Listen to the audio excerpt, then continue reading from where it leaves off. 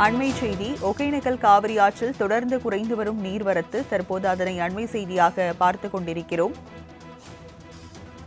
நேற்று மாலை வினாடிக்கு 1.35 லட்சம் கன அடியாக இருந்த நீர்வரத்து தற்போது இன்று 1.10 லட்சம் கன அடியாக குறைந்துள்ளதாக அண்மை தகவலானது வெளியாகி இருக்கிறது.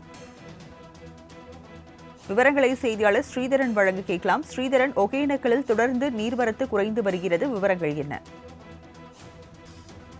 ராஜலட்சுமி, கேரளா காவிரி நீர்பிடிப்பு பகுதியில் தென்மேற்கு பருவமழை மற்றும் மேற்கு தொடர்ச்சி மலையில் மழை பெய்து வருகிறது. இதனால் அங்கு உள்ள அணைகளான கிருஷ்ணராஜசாகர், கபினி, ஹாரங்கி, ஹேமாவதி, நூகு ஆகிய அணைகளிலிருந்து முழு கொள்ளளவை எட்டப்பட்டுள்ளது.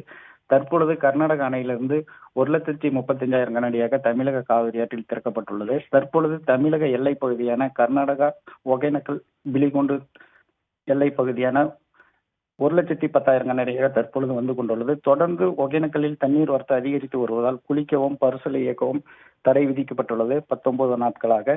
தொடர்ந்து மேற்கு தொடர்ச்சி மலை பகுதியில் மழை பெய்து வருவதால் ஒகேனக்கலில் வெள்ளப்பெருக்கு ஏற்பட்டுள்ளது. தற்பொழுது காலை நிலவரப்படி 1,00,000 கனஅடியாக குறைந்த நிலையில் தற்பொழுது ஒகேனக்கல் காவிரி ஆற்றில் அதிகரித்து வருகிறது.